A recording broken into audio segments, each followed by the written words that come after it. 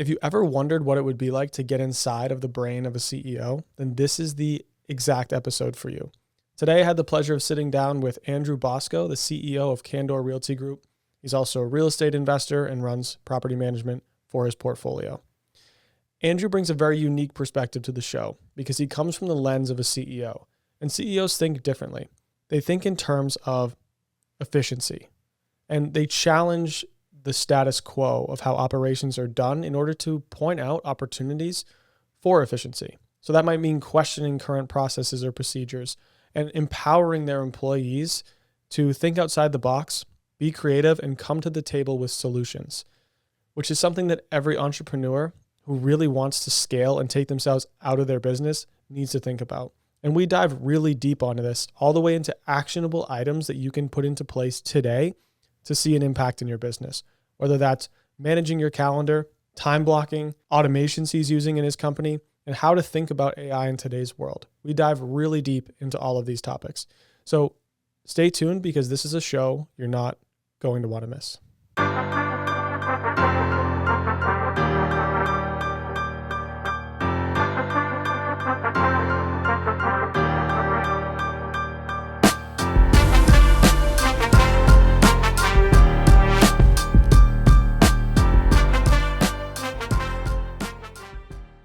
So please join me in welcoming Andrew Bosco to the show. Thanks, man. Happy to be here, Ryan. Thanks for having me. It's going to be fun. It's going to be fun. I know we were just talking earlier, and I'm excited to dive into all the conversations we were having about systems and business and what you have going on.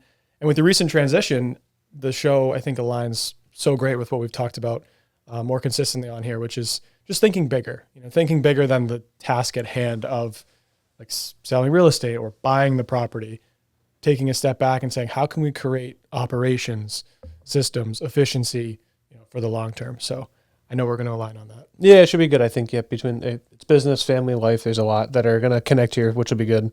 Awesome. Pumped to dive into it. And for those who don't know about you, tell us a little bit about what you have going on. And if someone asks me who's Andrew, what should I tell them? So I'm going to be the first to say that I've had like 4 careers in 7 years. Teacher, scientist, agent, and CEO, investor. So it's definitely been a ride. Yeah, sure. So I would say, if depending on the time and what you've asked them who it is, they give you a different answer. I'd say now it's just Andrew's a business owner, investor, and my job is to basically help other people become wealthy. Love it. And I love the Candor mission, so I want to talk about that too. But tell me, so you say business owner, investor, for those who don't know about you. So you're in real estate investing, you're an agent, and you head a brokerage. You're CEO of the brokerage as well. Yep. So I'm the CEO of the Candor Investment Group. We put ourselves under the EXP model. We used to be with a local brokerage called 4 Points. So I'm the CEO of that company, co-owner of it, as well with John, who's the founder. And then I own a company called Granite and Pine Properties, which is like more of an acquisition focused. Awesome. And that was so when did you become CEO? Fairly recently? Yeah. So back in September of last year. Awesome. I want to dive into that too. All right. Yeah. Whatever you want. Yeah. Let's go into it. Yeah. Let's talk about, so what made you consider that move, and what prompted you for that? So recently in the last year, 2025, my wife and I were talking about this in heavy amount, saying that focusing on being an agent, I was focusing on investing, and I just kept saying, what am I even building? What am I doing with Granite and Pine? What does this look like? For those that don't know, acquisition company, we're essentially, we buy direct to seller. I work with sellers in distress situations, probate, foreclosure, whatever. Pretty common. People that wanted to sell, I'd say, okay, look, I bet I can help you and solve that. I don't think I was building towards anything besides just like, I think like getting paid essentially at the end of the day. Like that's what it kind of felt like. While at that same time, I would do some small projects at Candor, and John and I would talk, we'd brainstorm. He approached me earlier in that year, and he's like, do you think you'd want to do this? And I actually said no. I was like, I want to build my own thing. And building my own Granite and Pine, conversation changed as time went on, and it turned into being like, this is probably something we should actually revisit and look at. John approached me again and was like, I think this is a good fit. Let's talk. What do you want? Talked about it, and it ended up just, back in September, I just said, yeah, let's do this. And so we started, and I just said, I align with the Candor mission. Our goal is to help 1 million people reach financial independence through real estate. We're tracking right now. We have like a little bit over 1,000 people we've helped, whether it's clients or investors or syndicators. And everyone's like, 1 million, that's a big number. I'm like, yeah, of course it is. That's why we joined EXP, to be on the national scale. We're going to grow, expand, but like our whole goal is to help others reach like at least financial literacy at the end of the day for building it out. So, it's been, him and I are very aligned on this. It's like a 5-year plan sort of deal.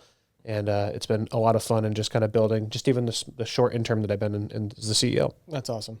And what's different, would you say, about the lens of a CEO is than maybe another position in the company? Like, talk to me about what types of things like you're thinking about in the day-to-day that you might necessarily not have been if you were an employee. No, it's a great question in the fact that, so I used to work as a scientist. So I worked for a few bigger biotech firms like Moderna, Pfizer, et cetera.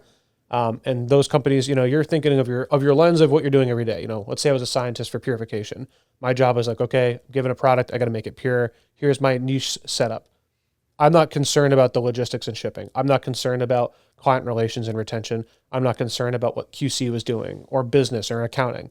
My whole lens has gone from a 100 to 1,000 foot view to 10,000 feet. And so I'm looking at the whole business as a whole from the sense of what is every aspect of the business doing. So my seat in the way and Yvon Chouinard from Patagonia was really big on this. He used to talk about looking at it from a 10,000 foot view and being like, what is my job? What am I doing to grow the thing that we're growing? And his question that I loved that he asked all the time was, will Candor be around in 100 years? That's my job, is to make that happen. And so that's the view that I'm taking versus working as a scientist. It's like, hey, I'm here to save a patient's life, and that's great, but I'm not caring about the longevity of the company. That whole mindset has changed. And was that something that changed for you before joining Candor? Is that a recent realization you had where you wanted to start to think beyond just the job in front of you, where you started to think about longevity of your own career? Because I know you obviously made the transition from W-2 into real estate. Mm-hmm. Was that something that started at that point where you said, well, I want something to think bigger? Was that a thought that happened early on and just became more relevant at Candor, or was that something that started just with the transition to CEO? I would say I have had imposter syndrome for my whole adult life in the sense, because I'm like, oh, I'm never good enough. I'm never going to be able to do this thing. I'm not as good as that person. You should hire that guy to do it. Part of in answering your question turns into, it has developed in my whole young adult life, but it hasn't really been brought to the forefront until I've actually been in the CEO position where I understood the gravity of the situation that I'm in. A decision I make could cripple the company. We have systems in place so that doesn't happen. But, if I mess up in some way, or I put someone in the wrong seat, or I don't guide someone the right way, like I have extreme ownership and I have to look at everything. Every problem that someone has in our company is my fault because I could have done something to make their life better. And I've taken that definitely more seriously as the CEO. And that's part of the reason that I actually, besides wanting to do it myself and saying no to John the first time, saying yes later, the first concern I had to him was, and I remember saying it was, why me? What was the reason? Like, I don't think I'm the right fit for this, because I had that imposter syndrome. And, he just was funny to challenge. He's like, why do you think that? Why do you think you're not at this point? And it's a good question of reflection over time. And, because I ask these questions, because I care, because I'm looking so long-term, that's why I'm in the seat. I have that foresight where I'm trying to look and be like, what's the next year? What's the year after that? But also trying to pay attention to the now, what everybody needs. And what changed for you from the first no to signing on? I'd say a handful of things, and this is it's both business and professional. So from a business standpoint, I look at the real estate market from agency as a mono version of making money. If you want to be a millionaire, and this is for anybody listening, you don't do 7 different businesses. You pick one business and do it 7 ways. So as an agent, when I was a full-time real estate agent, I made commissions realistically one way by making my income is on commissions. You learn as an agent investor, I could buy properties, flip, and do other things so I can make more money. Part of going into the CEO role is I could grow this company. This could be part of that business mindset, because I've always thought about growing a business, but this was challenging me to grow this aspect from a business perspective. And it was a challenge that I was looking forward to. I want to build something meaningful. And it's great that I have the people that I have in our seat at the company. We have worked with incredible people along the way. And the first no happened because I was so, I don't want to say pig-headed. I want to say it's more like I bet on myself, but I didn't know why I was betting on myself. But I'm glad I said no in the beginning, because I got to see what that individual thing was. And I had a really good person, his name is Steve. He asked me at one point, he said, you could build Candor just like you are building Granite and Pine, but you're going to do Granite and Pine by yourself in the first 5 years. It will be lonely, but you could do it. Or you could just go to Candor now, be the 5 years ahead, and then just explode, like make it explode. Put the gas in the fire and just let it rip. And I just was like, I think that mindset was really big for me because my daughter was just born. My wife decided to be, she ended up being a stay-at-home mom, being home full time. And I had this decision of like, my daughter is young. My wife and I'd like to have more kids in the future as well. If I'm going to if I'm going to have any sacrifice, whether it's on myself or with Candor or whatever the gas in the fire moment is, it's right now. It's not when they're 8 years old playing sports and I want to go to their event. Like it's in the early stages where I can work like a dog, get it done, and move forward. So that's really what led to me saying to my yes was, I'm going to put the gas in the fire. We're just going to build this thing. I love that. Because I feel like a lot of people, especially entrepreneurs, that decision, it's so obviously a very hard one in general, but most people struggle to actually do something about it. Like they'll get an opportunity, they'll get that opportunity or they'll think about the question, but then they come up with a million reasons to say no or to keep doing the thing they're doing rather than just committing to a yes. Yeah, it's a hard decision to make. Honestly, like 9 out of 10 people that if you talk to everybody and they're like, oh, how's your life? Oh, yep, went to the game, did this, like mundane, boring life. And you're like, well, they just didn't say yes to something. They didn't take a risk or whatever it is. I took a risk by basically saying Granite and Pine, you're not getting my full attention. You're getting 25% of my attention now. And I'm going to put the gas in the fire in Candor. That was an intentional move because it opens all these other doors and options. And that one yes did that thing. This is from a former scientist. Like I'm an analyst paralysis guy, sure, full time all the time. And so like to just say yes, like I just could see the future for it and said, okay, like let's build this thing. Let's go. Love that. And I feel like the people that progress the fastest are more apt to make those decisions quicker because ultimately you can still get to the same outcome. Like you said, you could sit and build Granite Pine, but if you take the right opportunities and actually take action on a hard decision, you'll just be able to get there so much faster than delaying the process or delaying the gratification in a different direction. But like what you mentioned, which I think is super important, is like the attention piece. People ask like, what's your most valuable asset? I was talking about this earlier before we got on the show. And some people say time, money, resources, capital, whatever the case. But I think attention is your biggest asset because whatever you put your attention to, you are you're sacrificing the opportunity cost of having it somewhere else. Mm-hmm. But that thing becomes your sole focus of all of the rest. Mm-hmm. Like if your attention's on one thing, where are the rest of your capital and resources going to go? Into the thing you're focusing on. So it's like understanding that attention is intentional, like you said, and that's a hard thing to realize. I would say in an age of people have dopamine hits at like less than a second on Instagram and social media. So much competition. A superpower right now is focus. And I just had a conversation with an agent earlier and they were basically talking about how they're like, I don't know how to get clients. Like, I don't know what to do. And I was like, okay, look, let's unpack this. What's your personality? Went into it. And then we went into like social media and he's like, all right, I'm going to go all in on this. I was like, oh, okay. Like, let's just start with Instagram. No, I'm going to do all of them. I was like, dude, hold up for a second. Like, yeah. Do you know how many social media platforms there are? He's like, yeah, but I can do it. I'm like, you're not even doing it now. I was like, why don't you just pick one? But what if I don't pick the right one? I'm like, you won't know that answer for a while. And I'm going to be honest, like doing at least one right now really well and do it for 30 days. That's your first check. Most people give up after 14 days. I mean, we all know how focus works. I mean, at the end of the day, look at New Year's resolutions. People say they're focused and they stop in 2 weeks. And 90% of podcasts don't get past 10 episodes. Yeah, that's a great stat too, right? Like after 10 episodes, it's like, oh, this is hard. I'm done. Probably because they try to over commit. They're like, I'll do an episode every day. You got to build to that. That takes a while. Yeah. The same thing with social media. It's so hard to not want to take on everything all at once, but you got to build that like routine habit, build your system, and then expand off of it. Like one book, I'm sure you've probably read, I'm assuming, but Atomic Habits is one of those where you build that foundational skill habit consistently and then add off of it. But starting to completely change your life in one day is really hard. I mean, I have 180. To your point, again, another young agent, talked to them this week. They had said something really funny to me, which was, I'll post every day, but I think it's just going to be hard. And I was like, it's going to be hard. What do you mean? Like, talk about that. And he was very open. He was like, I don't think I could post every day. Like, I think that's just too hard for me to do. I'm like, why is it hard?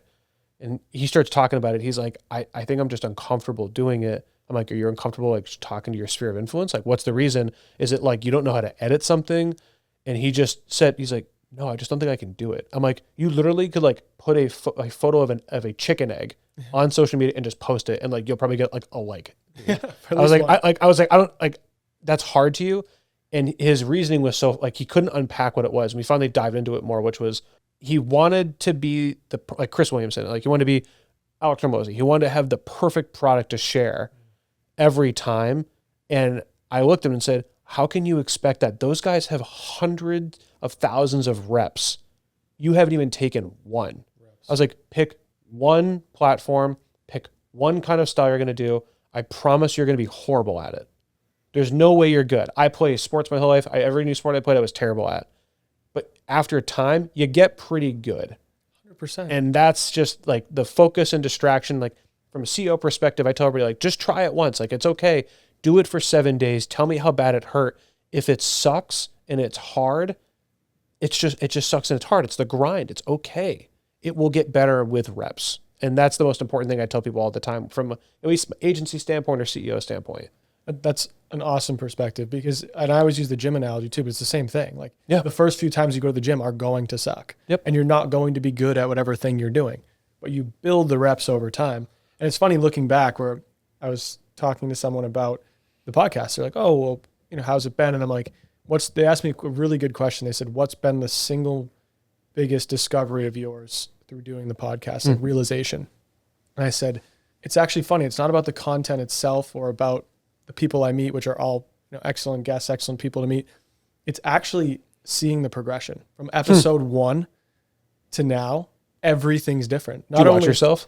I've listened to a few of my episodes. Yeah. Is that weird to like look at yourself from a host and you're like, oh, I shouldn't do that anymore? That's the thing though. Just with social media, like if you film your own video, you are so particular about every little detail. Sure. So I'll usually listen to the audio, and 90% of the time, like there's always something I wish I could say better. But I always go back to the same school of thought, and it works for me. If I sat in front of someone, would I have said something differently? And if I would have, why didn't I say it then? So, for example, like we're having a conversation now. Sure, there will be edits later, but none of what I materially say is going to change. And that wouldn't change if I sat down with you for coffee, Sure, for breakfast, if we got lunch or dinner. So if I can't change it in front of someone, but I'm confident enough speaking to them, then why couldn't I put it on the internet? Yeah, that makes sense. So just understanding that that's part of your human nature, your human speech. Like, this is who I am. Like, this is what I sound like if you got coffee with me.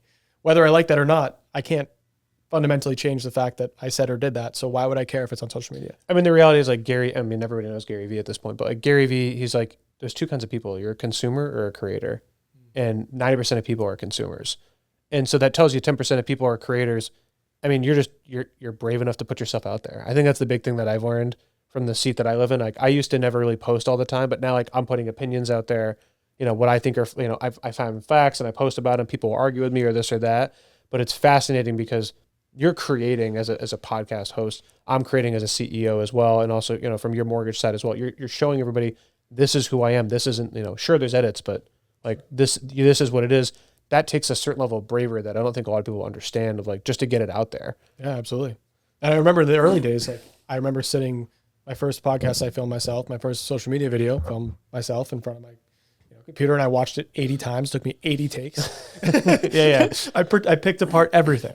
But now I'll just post a video driving in my car. And like, that's, whether it's perfect or not, that's what I would say if you ask me the question. I mean, people love it. Like, that's the thing. Like, I don't think people like the polished look sometimes. No, I agree. And that's what I tell all the like anybody that's an agent, it could be anybody for any field. I'm like, if you want to get noticed, like just get it out there. You don't have to edit anything. Like, don't worry about it. It's actually more comical if you don't edit stuff most of the time. Agreed. And that's it with AI now. It's even more important. Like sometimes people will make a grammar mistake in a post, very rare, but I'm like, they didn't use AI because AI would never make a mistake. Yeah. Or you can tell AI wrote it because you see the super long hyphen or like the way the cadence is set up. Like you can do the reverse and be like, oh man, this guy's just like, they're just doing like AI garbage all the time. And it's the dead end theory of AI just talking to AI all the time. Like you can see that aspect too. And people are going back to authenticity. Yeah. Which is everything. But I think in that same vein, I want to talk a little bit about your lens from the CEO perspective, not necessarily on this topic, but one thing I think that fundamentally makes things a lot easier, even with social media, is systems. Like if you set a system in place, the outcome is whatever percentage you want to put to it, 90% more likely to happen. If there's a set of procedures, standards, and a clear path to execution. And I'm sure in your role, that's That's your bread and butter. Yeah. So talk to me about like, what does a system mean to you when someone says create systems? Like a lot of entrepreneurs use that buzzword of I want to create a system. What does that mean to you? Systems is a repeatable process in which you know theoretically what the outcome is going to be on a consistent basis. I look at systems from a perspective of there's no question, there's no gray area. Like this is how the process should work. You know, you could think of a system like a car engine. Gas is added, there's pistons, it's moving, it creates combustion, the car moves and drives forward. That's from a physical, tangible standpoint. When you're talking a business, a system is people, processes, and how they kind of harmoniously work together, essentially. That's what I would look at as a system as a whole. And I've seen that from my own company, Granite and Pine Properties, from an acquisition standpoint, because I had employees, we're talking to sellers, et cetera, different softwares, different documents, I want things to work. And then I've seen it from the Candor side from we're handling agents who are 1099s. They have their own business, and we have our back office staff who are just, lights out, and they have their own microsystems within each department and how they all cross collaborate and work together. That harmony is a dance. And I would argue it's never perfect. Does it have to be though? It doesn't have to be perfect, but I think we're always chasing that perfection because you think if it's perfect, there won't be any error. I don't know if I found a company that's figured it out yet though. There's always a kink because whether it's processes or it could be personalities by humans, there is something that's always going to be better or different or worse. And that's almost... That's part of the natural cycle, though, of there will always, of course, you can always optimize and improve. Sure. In anything, there's almost always that kink, as you call it, but that usually just showcases another opportunity for improvement. Like, I don't think that processes, in essence, can be pure when you're dealing with people. Of course, they can be incredibly optimized, but there's always a way to improvement. I was listening to John McNeil, I was telling you before the show, former president of Amazon, he was talking about his first days at Tesla. And one of the things Elon said to him the first week, it was very early on, he said, I want you, and I think it was Doug was his partner at the time. Sure. His right-hand man. I want you to cut the production costs of Tesla by 50%. He's like, 50%? He's like, find a way to do it. If we want to compete in the Chinese car market, we have to cut cost. So he said, okay. And so he goes, we went out on the floor. We walked the Tesla factory, which was basically two components of the process, and it's Tesla, right? So they have one half of the factory is all automation. Sure. Robots communicating with each other. Other half is all people. Yep. And they're looking at the floor and everything is working like a dance. Like, of course, the machines, they move around each other. Sure. Everything works in unison. The people component is working very effectively. So the process on paper is perfect. But then someone asked a question. He rolled out a Matchbox car. I said, and he said, this is the answer. And they said, well, what? He said, this isn't assembled in 400 pieces. This is 2 pieces or 3 pieces, whatever it was. So he goes, we're going to create, no one's done it, but he said, we're going to figure out a way to pour formable molds, for the car. They're going to basically pour the frame rather than build it. So because they had the process they thought was perfect, but because they questioned it, they were able to go even further. So I think like you can almost never lose that ability to question things, because if you assume you have something figured out, there could be just norms that get built into place or status quo that you kind of have to ask sometimes. Not saying you literally, I'm saying even from my seat, I'm like, well, why do we do it that way? Like, is there a better way? Like, I know it works. What if we did it this way? So it's like you always question the ability to optimize. And I think that's how you continue to find like new strides of innovation and new ways to create efficiency. Yeah. I mean, this business, let's just say agency work in general, 10 years ago is completely different. And here's the thing, if you don't adapt and change with the times, you would die. I mean, look at AI in the last 2 years. Claude Cowork has infested I feel like everybody's computers at this point are like, I use Manus, Quad, and a few others. And it's funny with the dawn of technology and how I think people are like obsessed with perfection because they're like, oh, I got the AI to do exactly what I want every time. But then they don't catch that it hallucinates or like, they're trying to put guardrails up. People are no different too. But I think people are the backbone of any business. And so when I look at Candor perspective on like optimization, like if I, the team, the ideas from like and I'll say back office, meaning like the marketing team, the transaction team, HR, whoever, like they have a really, that's the backbone of Candor and who runs the system behind the show. The ideas that they all produce at times is phenomenal. Like I try not to be the person that gives answers. I try to just like listen, like, what do you think? You're the one doing the job every day. Like, what do you want to do? Challenge thought. Yeah. And it's funny because most people are like, well, I have this idea. I'm like, do it. I don't care. Break the system. Go for it. I'm talking previous about being harmonious and whatnot. I want the systems to work together. I never said how to do it. I think this is how I think it should make sense. Do you have a better idea than I do? Sure. Show me what you got. And that, to me, I think trusting the employees, be like, what do you want to do, and have this done. And people just will run with the great ideas. And if you have A players in the seats, it makes the watching the harmonious dance of systems and building systems more enjoyable to watch, because then I can play tinker if I need to, or I can add my thought and my opinion to make it work. And I would think that would make them better employees. Yeah, no, it does. I mean, I'm very big on, Jocko Willink is all talking about like centralized command, decentralized command, which was his big piece. I really want anybody that works at a company, like, you, dude, be empowered to do what you want. Somebody came up to me and they said, could I build like a app to like do check-ins at our meetups? Because we run the free real estate meetups all over New England. They're like, it would make check-in process a lot easier. I'm like, okay, sure. They're like, what do you want me to do? Look at it. No, I don't know. I'll let you know and I'll build it. So they built it out. They showed it to me, and they went like way too overboard. And I was like, just small bit of advice. Try an MVP, like go minimum viable product. Give me like the basic bare bones. Let's see if it works. And like they're playing with it and they're testing it out. And they call me. They're like, hey, it went really well. I'm going to keep running down the rabbit hole. And like, but I think I like where this is going. Great. What was performance? What happened? Yeah, we checked in 80% of people instead of the usual 60. I'm like, that's great. Now can you get to 99? Miss 1%.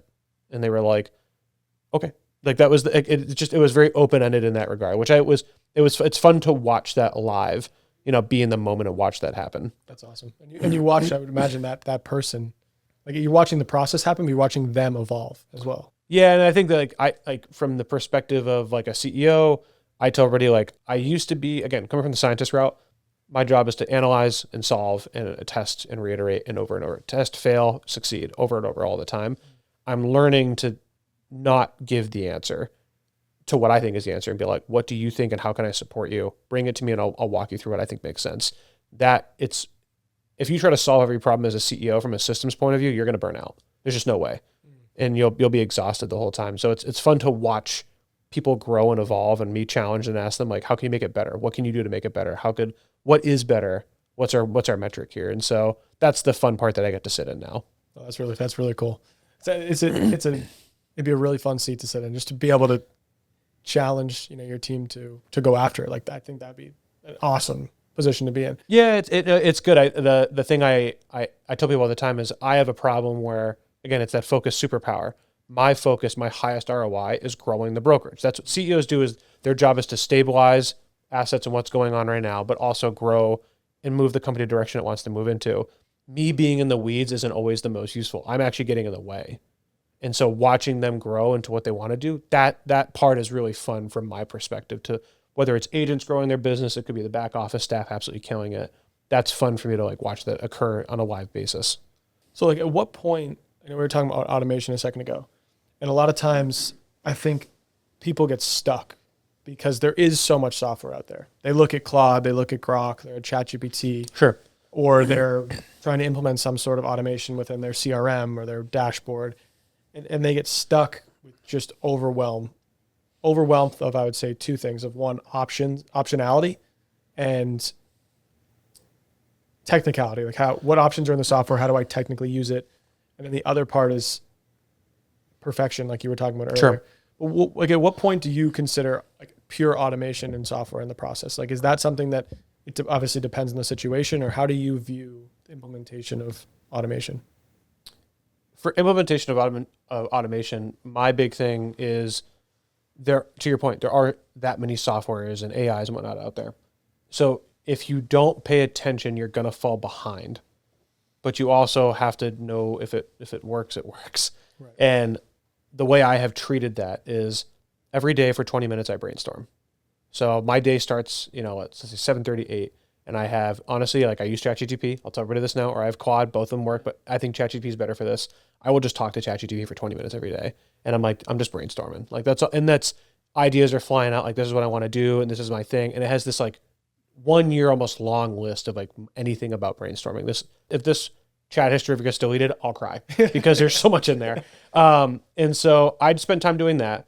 But the other thing I make it a point is I'm in a constant state of learning. And so about an hour a day, I spend time just learning. And this could be on basic real estate data. It could be tools, software, whatever. And I'll just dive in like a little bit. Like I'll go like probably like I'll go a mile wide and an inch deep on everything and just take a look and say like, how's this going to go? I typically can kind of tell after that hour, like there's something here and I know where I could use the use case for it. That implementation side, I only bring it to the team if I'm like, listen, I played with this. Here's the training. I recommend you guys look at this. Here's how it can save your time. And like, a good example of this is we were, from a back office perspective, we had 5 departments and they met on a biweekly basis or whatever. They had like level 10 meetings. If you've ever heard of those from like EOS. But there was no structure. There was no organization chart. And I was like, there has got to be a way better way to track this. And so they were using a Google sheet and they were like editing it, copying it, backing up. And I just kind of looked at it and I was like, this is janky. Like we can make this a lot better. And so we implemented like Asana, which is like, a Monday.com, somewhere situation. But the key is like, you can't just implement something. You have to also train. So like the first 3 weeks, like I ran the meeting. I ran how to use the software. I got them to buy in. We had private one-on-one meetings. I probably had 10 hours dedicated to just get this to work. The team does it automatically now. So it took me 10 man hours plus the 2 research hours, plus, somebody else in our group who was an expert on it, showing others how to do it. So let's just say 25 hours all in, but now we do it on a weekly basis. Now everybody's committed to the system. They use it. This is how they organize their day-to-day life.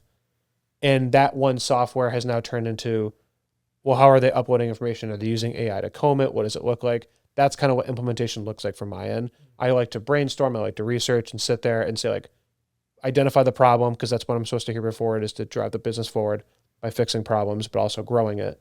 And then being like, what's the tool that could solve it? And I'm also this is the only other thing I could say is I tell the whole team all the time, you probably have a better way to do this than I do. Bring it. Show the group. Let us see what you think, because I can't have all the answers. There's physically no way I could do it. I think that's a hard thing to recognize early on. Like when you first start trying to implement systems, and I know for me, like it took me a while to learn that. Like you can just having the software or having the interface, the command center isn't enough. Like you need to actually set those parameters of standards, procedures, expectations around it, or else the software is useless. Like I learned that with, I have my bookkeeper, my marketing person, sure, a market video team, et cetera. And I was trying to create for the longest time, like how do I get everyone to communicate together and be able to see all the tasks? And one thing I ran into is like, I have a spreadsheet. It's a Google sheet that I've kind of, made out to be almost like a command center. But I'm like, what's the problem? Like, they don't know the direct action step to take after action A. Mm-hmm. So like put data in sheet, then what? Yeah. And that was always the challenge, was like the sheet's there, but we're not using it properly because we didn't take the time to actually train not only on the software, but like the expectation of what is our procedure here? Like, what do I do after I put a task in the sheet? Do I communicate with someone? Does that task go to someone else? What do they do when they get it? What's the procedure if it doesn't get done or they run into a challenge? So I found that was a hard thing for initially to figure out until I really, again, kind of like you said, took a step back, went deeper. Like, why isn't this working? Yeah. And honestly, like I think most entrepreneurs, business owners, CEOs, I would say people are really good at step 1, which is you give them the thing, like, here's the tool, figure it out. That step after is the most important part, which is follow up and iteration and correction. And then final implementation, let them own it. Like I had to do it recently. We've been using Asana for 6 months and I noticed that people stopped using it and I had to be like, nope, if you have a problem, come here. Because the people will do the laziest path forward every time. Because I would do that too. If I had a problem to solve with you right away, I would just call you. And you're like, no. Like it's got to go through here. Like go through this channel. And like, that's what I've learned over time is directing people to where I need them to go. Like I would say most of the Candor agents at our company, and this is most brokerages, they'll try to call a broker and be like, solve my problem. And it doesn't always work that way. I have to look at them and be like, the answer to your problem is here in this hub where we keep all the resources. That's where it is. Can you send it to me? No, I can't. You have to go here and go get it. So I force them to go a certain direction. And I've had people fight back, like, just send it to me. I'm like, you know what's great? There's a website where I have all this information. Literally, here's the link. I'll give you the link. It's there every time. No, I don't want to do that. And I'm like, that's awesome. No one on our team is going to help you unless you do it. And then they end up eventually doing it. They have no choice. And they have no choice. And that's a harsh thing to do in any business, but it's if you force the narrative where to go, like look at apps and YouTube. Like YouTube and like any app or whatever it is out there, they don't have a separate place for you to go outside of their app to solve the problem. They're like, no, it's all in here. They want your attention in that one area. I want agents' attentions or clients or whoever or back office to like be in one area. Like I want everybody focused in that spot because like we've talked about over and over again, like focus is the most important thing we can do from a business standpoint because it gets everybody in line. They know what they're doing. Implementation wise, whatever it is, like keeping that reiteration, that feedback loop is really important from that focus standpoint. 100%. 100%. And I would imagine like these skills sets transfer into your own like personal real estate investments from like the operation side and building systems. And so I want to talk a little bit about that too. What do you have going on right now in that space? Like what's your vision for that side of your business? Yeah. So part of joining as a CEO was also because I knew, owning Granite and Pine Properties is great because I have the acquisition side. So I know I can go to seller appointments pretty confidently and I have a system for building that up. Agency side as well as helping clients. Let me see if I can help them. CEO, right, for life for helping the business itself, the brokerage, and growing that model is really important. Now, from a personal standpoint, I'm still growing my personal wealth. My wife and I, Natalie, we just finished up a BRRRR, a 3-family in Manchester, New Hampshire. Great building. We acquired it for $573,000.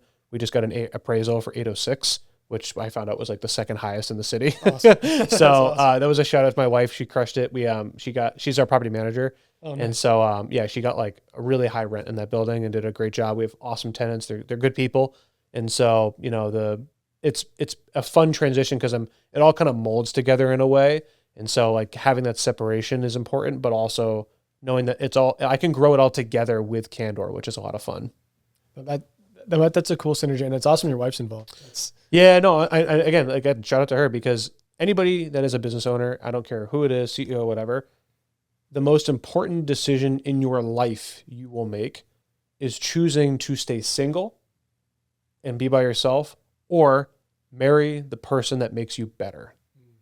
And I found that person, and that person also took the ultimate sacrifice and said, hey, I'm going to stop my personal career in sales. I'm going to be a stay-at-home mom because I want to be with our daughter full time.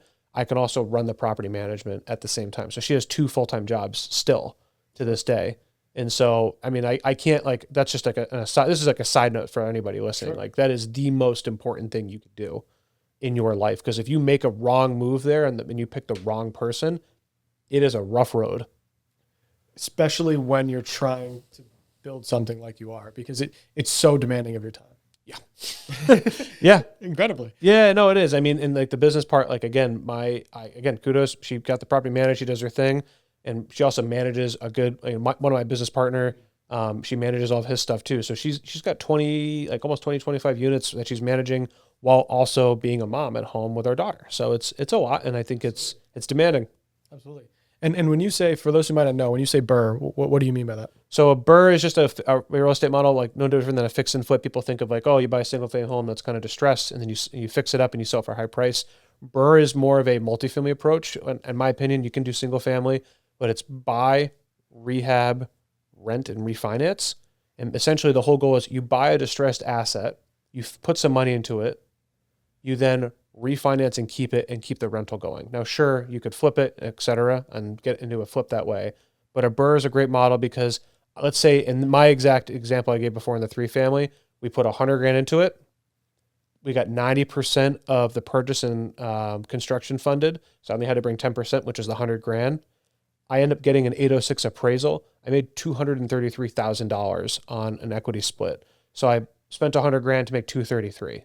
And I got my capital back. So now I can do it again. And that property is going to cash flow. So I'm going to make a residual income on that property every single month. And this is what I preach to every single agent at our company. I'm like, don't let commissions be the only way you make money. Pick 7 ways you're going to make money in real estate. You can do flips, commissions, rentals, BRRRRs, short-term rental. I don't care what it is. Pick 7 ways you're going to make the money. And I choose BRRRR as one of my methods. Is that because of your alignment with building long-term wealth? It's my goal in life is to, and this, I've said this to everybody over and over again. My goal is I want to have the perfect day every day. And the perfect day every day for me is choosing what I want to do, when I want to do it within reason. Sure. So if I want to work 5 hours in a day and be really focused and actual in those 5 hours, but I want to take my kids to school, or I want to spend time with my wife and go for a walk in the middle of the day, that's a perfect day to me.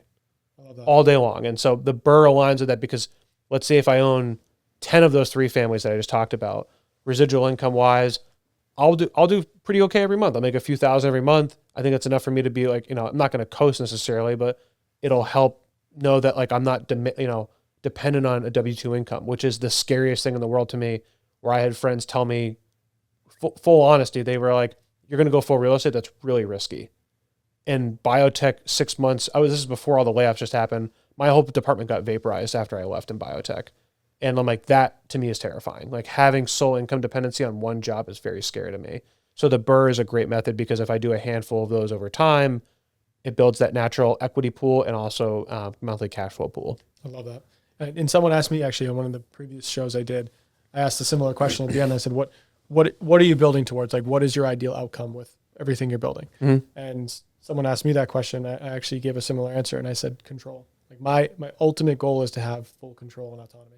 It's funny how I think as we are control folk, you just want to control your fate. And I don't know about you. I mean, we're both we're both millennials at this point in life. Like I would say there's just some stuff like world news is just comical at this point. It's like South Park every single day. They predicted a lot of it. Like everything is unpredictable. I'm like, listen, I've gone through 5 wars. Seriously. Our economy's this I just want to feel like I'm in control in some capacity. 100%, especially with your time. I mean, to me, that's the ultimate success is being able to, like you said, it's at 2:00 in the afternoon, you're like, hey, can you move that appointment? I'm going to go see my kids because you want to. Yeah. And that is such a cool thing. Yeah. That I still to this day remember being in my cubicle at a biotech company or whatever it was. And I remember being like, wow, this is it. Like for 40 more years, this is what I'm going to do. This sucks. And now I get to in the middle of the day, come see you, do this. I'll take 2 or 3 phone calls on the way where I'm going back to, and then I'm going to go on a walk with my wife and my daughter. And at 3 p.m., I would never have been able to do that in any other capacity of my life. 100%. So I when you say that, that's people ask too, why there's always that quote online where it's like you give up a 9 to 5 to pick up 8 to 8 or 8 to 12 or whatever, which is so true. But you get to pick when you do certain things, what gets your attention, and you get to structure your whole life. I think that's just the biggest blessing. This is such a weird dogma for a lot of people because I have seen this on numerous occasions, which has been everyone's like, why do you work so hard? And I'm like, because I enjoy what I do. They're like, yeah, but you don't have work-life balance. I'm like, that's a fallacy. That's a fallacy. Yeah. I'm like, there's no, I love what I do every single day. There is no work-life balance. I enjoy what I do. Sure, if I want to separate, I can, and I will. But my wife, she looks at me, she goes, you are having fun. Like I'm having fun solving a BRRRR or talking to a seller to get through a problem, or helping an agent. Like all of those, building a business is fun to me. It is hard. Like my definition of hard is much different than most people. My definition of working like a dog is someone's like, oh, there's no way you work 12 hours a day. And I was like, sure. Okay. You can think that. And they're like, let me see. This happened to me at the last meetup we had in Lowell. Someone said, no way. Let me see your calendar. Okay. I pulled it up and I turned my phone on and they saw it from 7:30 all the way to 8:00 at night. It was booked. Yep. And they looked at me, they said, they're like, when do you eat lunch? I'm like, I'll eat it between that call. It's fine. We're on the call. And we're on the call. And they're like, and it's amazing because people that value of time is so important. But then I showed them my next day and I said, see that huge gap in time? And they're like, yeah, can I talk to you? Then I said, no, I'm booked. You can't do that. And they're like, why? I'm like, that's my wife's time. I'm going to go for a walk with her. And having that power of choice is so important to me. Unbelievable. I love, and it's funny how, not funny, but I guess interesting how important the calendar becomes in order to accomplish that. I think so many people mismanage the idea of a calendar. Most people attribute a calendar to a reminder to do a thing. You might have an appointment on it, but you don't attribute it to the absolute of this is my sole focus during this time. Yep. And it's a very difficult skill to learn, especially when the task you put on there, the only person that you're engaging with is yourself. When you have a task that might be 30 minutes brainstorming, if you don't do it, no one knows. Yeah. And if you cancel, there's no resistance. Yeah. Or you move it, there's no resistance. Oh, I could do it later tonight, but it's I think the thing I've tried to learn, I've tried to really become good at my calendar is I committed myself to this task. as if I'm treating this as if it was a meeting with the biggest business partner of my entire life. Sure. This could change my life. Yeah. And if you treat it like that, I think it's a lot easier to honor it. But how do you manage that? How do you get to the point where you can actually commit to your calendar and structure it in a way that you feel you have control over? My calendar happened primarily out of survival. So the story is, when I used to work in biotech, I was also a part-time agent. And so part of that time was that I had to be really calendar focused. So I had meetings from 9 to 5. Outside of that, I had to book. And so I put like driving blocks and whatever. That probably started the train a little bit. And during that time, I would say if I messed up on the calendar, it impacted somebody else, which I took as a personal case. And I was like, that's not okay. That's not acceptable. What do you mean by that? Like if you and I had a meeting, like let's say if I just skipped on today, I was like, oh man, I double booked. I'm sorry. You just wasted 2 hours of your day. You just had somebody spend the time, like, we have Justin over here who's helping us out, right? Like that would have impacted him. And that is it, that I would take that personally, because the only thing you have in life, life is absolute, taxes and death, right? But like how people remember you is really important, and timeliness and being there for them and being where you're going to say you're going to be, they're going to remember that. And I take it very personally at that point. Like, I don't want to be known as the guy that is going to always be late or just cancel or whatever. That is like the worst label to get, because you're unreliable. People work with me because I'm reliable. And I take that to heart all the time. And so my calendar was a reflection of that, of like, hey, no, like I am busy from 1 to 2. Sure, I can move things around. If you really need help, I will happily move things around. But like I put independent working time in there for a reason. Like, nope, for that 2 hours, like I'm working on my school videos for like our community, or I'm taking content for YouTube. And it's also self-preservation for my wife and I, because stay-at-home mom, she's like, hey, do you have time to go do this? I'm like, no, I literally don't have time. I actually have this thing going on. And then the joke is, she's like, can you put me in your calendar for 20 minutes? Joke with my fiance, yeah, we do it all the time. And so and she's like, can you put 20 minutes for your daughter and I? And I was like, sure, I'll throw 20 minutes in the calendar. I'll move some things around for you. It's fine. So yeah, it's out of self-preservation to say. It's funny you said that, because I joke with my fiance about the same thing. She'll be like, can you put some time in for us? And I'm like, yeah, of course. I'm jokingly, I move some things around. Sure. But yeah, it's a hard skill to learn. So I'm always curious how people figure it out, because it took me a long time to like get to that point of taking control of my calendar. I used to not have anything other than in-person events in my calendar. Sure. I feel like that's where you start. Like, I have to be here. Let's put it on the calendar. Mm-hmm. But then it might not even be in the right time slot. It might just be, I have an appointment today at 4. It's just like in your calendar. Well, I think like the biggest thing at the end of the day, in any business and anything in life, you can't get everything done all the time. So like some people will do miracle mornings. So they'll wake up early, go to bed super early, and they'll have that extra time to do what they got to do. I personally will also focus on 3 things in the day. So my 3 most important tasks, if they can get done, are all done before 9 a.m. because my brain's at 100% capacity. I can do what I have to do. And hopefully they're the hardest tasks that I have to get done. So the rest of the day is kind of a coast. That's a big thing I've learned to kind of dedicate to. And, AI has been incredible as well, because like I sync my calendars and my email to certain AIs, and I have it give me a daily briefing report. It was like, hey, tell me what's going on. So I get a text message every day that's like, hey, Andrew, here's the 3 things you have to do before 9. And like, boom, you got to get it done. And like that block in my calendar is those 3 things from like 7 to 9. Like I am doing those 3 things. If I go over, then I have to reschedule. If it goes under, then that's time I'm going to have with my wife and my daughter if I need to. That's great. Not need to, but will want to. Sure. No, that's great. I think, and I've started to implement some of those systems, but you start to find your groove with it too, and learn yourself, because a lot of people don't realize that. Like, they don't think about the business from that perspective of like, what time, how do I structure my day? Like, what tasks do I put where? Mm-hmm. Especially with meetings. Like, if obviously you're in a meeting focused business, where on the agent side and on the CEO side, like you'll have meeting blocks. Like, but where do those meetings go? Like, for me, my clients probably don't even know this, but Monday mornings from 9 to 11, I don't meet with clients unless it's something urgent, because that 9 to 11 is me structuring the week. Like, where are my files at? What loans do we need attention? Sure. What are my highest priority items? What big meetings do I have coming up that I need to prepare for? If I have a presentation on Friday, okay, it's bookmark time on Wednesday and Thursday to prepare. So I think most people don't think about the flow of their business from that perspective to actually make the calendar most useful. It's a mindset shift difference, because you go to school, you're at school from 7 to 2 every day, you have practice, you have homework. That day has been prescribed to you for years. You then go to work at corporate America 9 to 5 or 8 to 4. I don't care. But hey, you got to be here at this time. Here's your block and window you have to be working for all the time. And they tell you, you get told by a manager or boss where to go. When you're a business owner or you're an independent 1099 or you're an entrepreneur, whatever it is, across the board, you have to create that. So unless you learn how to actually create a working system with your calendar, you're going to get buried, or the reverse, have zero work to do. And it's just a reality. And then the thing is, like, I have set a thing in motion at Candor, which is our meeting days are Monday, Tuesday. I try everybody as much as possible. If you're going to book a meeting, it's Monday, Tuesday. I want Wednesday to Friday, no meetings, because I want everyone to know, you want a meeting, it's that time of the day. It's that. And I always keep pushing it and pushing in that direction.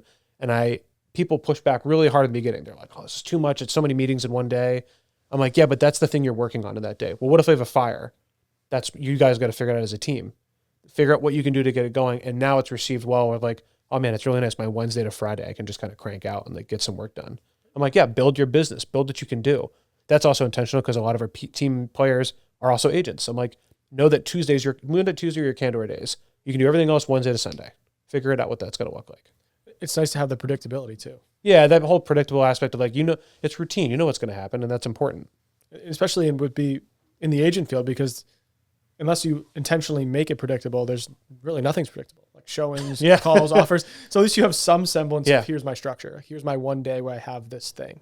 Yep. No, it's true. I mean, I think the best agents I've ever seen control their calendar, they control their mindset, and they control their predictability and behavior based on a calendar and based on what they want to do. And I'm sure you feel this way in your business as well. If anybody owns a business across the board, there is one thing universally that every CEO, business owner, whoever should be doing, and that's prospecting. 1 hour, every day, non-negotiable. That is hands down the most important thing you can do. And like, I have new agents, they're like, what's the most important thing I could do? I'm like, 1 hour you're prospecting. Who am I prospecting? I don't know. Figure out your clientele. We'll talk strategy. Sure. But like, if you own a cement company, 1 hour you're handling the calls that came in from the weekend. If you own a roofing floor company, if you own a cable company, like it's 1 hour of just prospecting. And like that, like even just telling yourself, like, I got an hour for prospecting. Maybe I have like 30 minutes every week that goes into my CRM for me doing an audit. Like, you could definitely structure 5 to 10 solid hours to make your business move forward from a systems point of view. 100%. But if you don't control the rest of it, I think I 100% agree. But I think that there's a misconception too, in general, with work, in the sense that like, most people say I did an hour of something today. Yeah. But what does that hour actually look like? How effective are you actually being? Yeah. You're distracted. Yeah.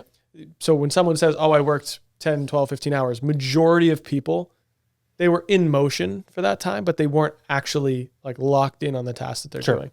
So I think that's another part of it, that when you get control of the calendar, you're able to actually put 100% effort into a thing for the most part. Like if you have a time block for prospecting, when you are able to control the rest of the pieces around it for the morning, the afternoon, around that hour, that 1 hour, you can actually lock in on that one task and put your full attention, because you know everything else is accounted for.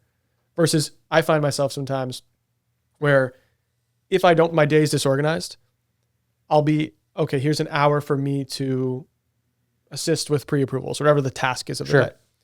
I will subconsciously be referencing like my email or my phone. Like, someone called me, is this urgent? But if I know I have the right systems in place and my day is fully structured, I know I already attended to that stuff in the morning. I know that there were no fires an hour ago, so I'll deal with it in 30 minutes. Like, I can put the rest aside because I know it's accounted for. Yeah, I'd say, and honestly, the only caveat to what you're saying too is you have like your day structured, and I do this all the time, my calendar, and this is a performance thing. I look at my calendar sometimes, whatever I'm doing every day, and I'm like, could somebody else have done this? Like, do I really have to do this? Like, I think some people also fill their calendar up to be busy. They're not there to be busy, to be performing what they should be doing. That's in anything. I don't care what like, again, as a CEO, my highest ROI is attracting talent and retaining talent. Technically anything else outside of those is I should not be doing, period. And whatever that looks like. And so again, when I was an agent, it was the same thing. Like, I took the prospecting very serious as an agent, where I would spend 2 hours every day prospecting because I knew how important it was. But I used to be like, oh, I'm busy, I worked. and did stuff for agency, but like I moved some files around and like I did some other stuff for like Granite and Pine, and, like I didn't really talking to sellers was the most important thing I could have done, but I was sitting in my CRM sifting and cleaning for 8 hours. Important, but not moving the needle. Right. I think deciding what moves the needle in your business, in your work, in life, what like going to the gym and lift, you can't just walk into the gym. No. You got to actually lift the weights or run on the treadmill, whatever. Like you can't just like willy-nilly just be there. You have to feel what you're doing is actually moving the needle to get where you want to go. 100%. And then like we were saying a second ago too, when you're in the gym, like I love the gym analogy for business. Yeah. But you're in the gym and you're on the treadmill and then you go to the squat rack. Yes, at that point you're still doing the thing. Like you're not just in the gym, you're doing the activity. Mm-hmm. But then how efficient are you being while you're doing those things? Yeah. Yeah. No, it all plays in and plays off of each other. Yeah. It's such an interesting thought exercise to go through, which is something I've really been focused on for the past like year, but more seriously in the last 6 months of like, how do people who own 20 businesses figure it out? How do you take that chain of delegation and control of schedule and put it all together? Like, how can they do that? It's so weird because like prior to going to Candor and John, who is the founder of Candor, knows this, like I was looking at like laundromats, storage unit. I was looking at all this stuff. And then I thought about it more and I looked at like him and I give him a lot of credit. And there's a few other people I know that own businesses. They don't own them 100% most of the time. They have somebody else stepping in and doing it. And so that was a big thing that I always thought was fascinating, was like, oh, you have business partners. Like that's how, like you're a consultant, you're there to help. And what does that look like? And I've always found that to be fascinating for anybody that owns businesses, like the 20 businesses, like you're saying. They have executive assistants, they have people, managers running under them. And they're just like, nope, they're the visionary and goal direction setter. They have other people better, smarter, and stronger than them do the thing that they want. And that's it. They're just the catalyst to keep things moving along and provide the direction they want it to go. 100. I couldn't agree more. And I think initially, until it really clicks, like you almost think that is like a negative in some sense. Like, yeah. Like, you know what I mean? When you first see someone, oh, you have 10 businesses. Yeah, but you have partners. It's like, yeah, because that's the only way to accomplish. One, it's the most effective use of your time, and the most highest leverage is to partner with other people. It becomes such a benefit when you flip the script. From a real estate perspective, I would argue that if I look at the biggest property owners in the country, whether they own 500 units, 1,000, whatever, I'll argue less than 1% are sole individuals.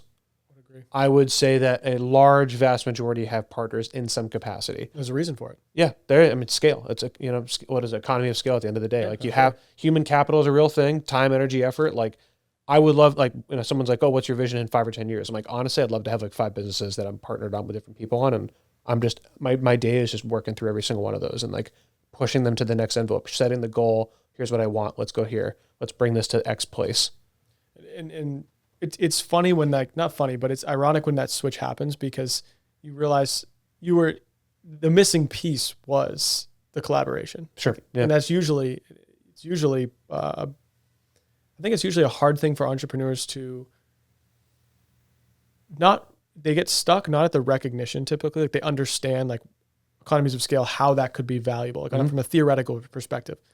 But then it's the action steps of like, okay, well, if I want to start a laundromat and partner with someone, like they get stuck in the minutia of like, do I need an LLC? Like how much capital do I put in? Do they put in? Like they get stuck in the details, but I think it's taking a step back and figuring out like, what are our roles? Like, what are we really doing here? Like, what are you bringing to the table? What am I bringing to the table? And figure out like the rest later. It's finding like the right people, not necessarily the right structure. Like, especially in real estate, I'm sure you get the question all the time. Someone wants to partner a deal. And they're like, well, should we start an LLC? Like, should we JV? Like, what are we doing? Yeah. In that example, and like, I've learned this the hard way too. Like I just find the deal, walk it up. And then like the day that contract is signed, that's when you figure out the rest. Like the power aspect, like, and I've said this, like the strongest person in the room at that time is the one who has the paperwork signed, because they technically own the deal. I don't care who it is. Like, and then you do the first one and then you realize this is actually pretty good. Like we could keep doing this. You have the LLC made. Then when you do it the second time, it's a lot smoother and faster. Slow is smooth, smooth is fast. The first one, like, I don't think you should go like balls to the wall and just jump into it and make everything. Like, no, get it signed, lock it up, decide from there. Super easy. And I mean, the reality is that, people get caught in the minutia of like, if they want to buy a storage unit or if they want to buy a business or start something, they'll spend hours consuming and training without even taking a first step. It's like reading a recipe to a freaking book, and all of a sudden, like, you just read the recipe and you look up 20 other recipes like that, and then you end up ordering out dinner. You're like, I don't want chicken parm. You're like, I don't want chicken parm anymore. This is annoying. Like, I always say that to people all the time. Like, we run the school community. It's called like the Candor Investor Accelerator, and it's how to be an investor. We do this, and I've made this for free. There's like 12 modules on there right now. We have how to do a BRRRR, how to do a flip, all this stuff. And I say to people all the time, I'm like, in that module that I have, it's very specific. There's a video. Here's a 30-page playbook. At every single lesson, there's an action item. Do this at this lesson before you go to the next thing. Because there's so many books out there that people will read. They'll read the book, they'll put it down, and they'll never use it ever again. I was like, I'm not doing that. I'm making this based on action. And I'm such a big proponent on, again, Hormozy, I think even said this. He goes, yeah, I made a commitment to myself. If I read a book, I won't read another book until I do what that book said. And he's like, I didn't read a book for 6 months because he's like, it took me 6 months to do what that book even told me to do. And I'm such a big believer in just taking action and going forward. I love that. I know that's been even like a lot of the agents I've talked to from Candor and partners that I've talked to, that philosophy I think rings true entirely. Like, take imperfect action is definitely a slogan that I've heard from Candor, not in a haphazard way. Like, there's definitely, of course, a strategic way to do things, but in the sense of don't let the unknown stop you from moving the needle forward. I think that's a huge superpower in a lot of ways. And you're going to see it the most in people that either are older and never taken the action because they're just so used to it, or super young people. And super young people that are starting business or whatever will do two things. They'll either be absolute chaos, like bull in a china shop, and they'll just run through something, or they're analysis paralysis the whole time. They won't take a first step. That was my call I had today with a younger agent who's 21 years old. And I was like, you're just making up excuses to not do the thing. I was like, I'm just telling you what it is, man. Like, you just refuse to do the simple thing, and that's it. Like, it's not like it's nothing more than that. And, he's like, I think you're right. Like, he eventually said it. Like, I think you are right about this. And it's just like, be actionable, go forward. If you're going to take action, understand that it probably will be wrong, but you won't know that unless you do the thing. And that's the most important part to me. Could not agree more. And I think I had an anecdote to that too, where I remember for a little bit, this was like a couple of years ago, I had the idea of like, I'm going to become the guy who finds deals. Like, I want to be the deal sourcer. I'm going to, sure, yeah. The bird dog. Everyone does. Yeah. Right. I think everyone goes through that. Bird dog is so easy. I could definitely do it. I could definitely do it. Yeah. But what was so funny is in the beginning, I was going through that same thought complex of, let me go find like Mojo. Let me research it. Let me figure out dialers. Let me figure out my CRM. And I spent probably, like you said, 10 hours doing this fictitious task. Sure. Well, what I wasn't doing was the actual thing. I wasn't picking up the phone. Yeah. I was just trying to find the system, it was all it's diversion. way easier to learn than it is to do it. It was the path of least resistance. Yeah. So finally I said, forget it. Like, I'm going to just go back. I'm going to call people. Then I started doing the calls, and then I said, what am I doing? I'm like, this is not my best use of time. Like, my main business is loan origination, and it's growing the sales team. Why would I go try and find a deal that I could make whatever, $10,000, $15,000 on a bird dog, or sell it to someone, wholesale it, if I have a much higher ROI in my loan business? So then I'm like, I just spent all this time doing absolutely nothing. Had I started to make calls and think about it, I would have never actually taken like the next 15 steps. Which ties into the business owner part we talked about before, which is you can go through the barrier of entry a really simple way is by reducing the amount of time from thinking to making a decision. You can do that by either learning faster and being more optimized in your learning, or get a partner. Find a partner that will do in the legwork for you, or has done it, and you partner and you're adding your time, energy, and effort to get the thing done. Those are the two simplest ways to make action as fast as possible. I think of funny anecdotes to that too is people go like, I'm hungry. Like, where do you want to go? It's like, well, why don't you start with what you want to eat? Yeah. Yeah. Like, let's narrow down the choices here. What are we talking? We're talking Mediterranean, we're talking Indian, like, let's bring this down. Oh, I don't know. What do you want to do? Then they go, let's go Chipotle. I don't want Mexican. It's like, well, why don't we just start, Yeah. Figure out the genre and go from there. That makes sense. Yeah, so interesting. I've used that analogy before on here. We talk about, for those who listen to this, sorry that I'm using this again, but talk about going out to eat. And there's always two types of people. Person who looks at the menu for an hour, and the third time the waitress comes back or waiter comes back, still doesn't know what they want. And there's the person who picks it up, puts it down, knows what they want. Two different types of people. I mean, I'm the guy, like, if I don't know what I'm going to do, like, I'm just going to get a cheeseburger at any place that they sell cheeseburgers. Because I'm like, whoever's got the best cheeseburger, I'll figure it out eventually. Right. And you might pick it up again, but the second time they come around, I'm ordering. Yeah, exactly. Yeah. Because it's decision time. Yeah, it's decision time. You're like, all right, I panicked, and here's what we're going to do. Got it. Yeah. And Justin's smirking because he knows I've said that a few times. No, it makes sense. I'll come up with a new one. Well, Andrew, it's been an awesome conversation. Yeah, it's been great. Thanks for having me, man. I can't believe it's already been an hour and a half. I feel like we could talk for hours and stuff. But as I wrap up here, I want to ask a question that potentially a lot of people might be thinking that based on what we talked about, which is we talked a lot about like inaction or putting yourself in a position where you get stuck in analysis paralysis. Sure. You know what the thing is that you should do, but you find other tasks that are easier to do to avoid doing the thing. Mm-hmm. So what advice would you have for someone who's ready to take the next step, but can't find themselves the courage to take action? People that don't have the courage, I think, feel like they're probably alone. If you want to get somewhere, find those people that are where you want to go and try to march with them. Find your community, find your network, see what that looks like. I don't mean be fully dependent on them. Get in the room, get out and talk to people. It is incredible if you just say, I want help, how many people will help you. Really, it's not one thing. I can't look at someone and be like, oh, you have analysis paralysis, just be out of it. You're in it for a reason. Like others can help bring you up. I say this to people all the time, rising tides raise all boats. It's just a reality. If you want help, people will help you. It gets contagious too. Yeah, I think get in the room. And I mean, if you're in real estate, if you're in the New England area, and you want to work together, like we have free real estate meetups. There's like 15 of them at this point and across all of New England. But like there are lots of people that go to that room that are just like you, who have analysis paralysis, who are really stuck. Get in talking with them. And the simplest two questions you can ask are, hey, my name's so-and-so. What project are you working on? Or the other one is, hey, I'm new to this. I've never been here before. Honestly, I'm feeling a little stuck. Do you have any advice, or could you help me out or point me in the right direction?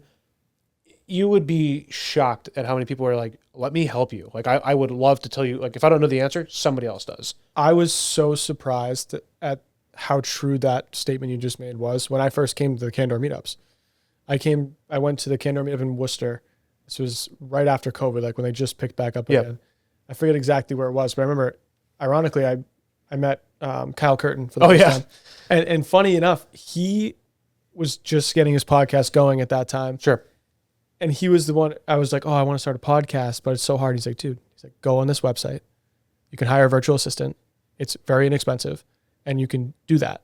So for me at that time, I said, well, all right, I can do this. Like, let me first do it myself. So I started myself and I ended up getting a virtual assistant.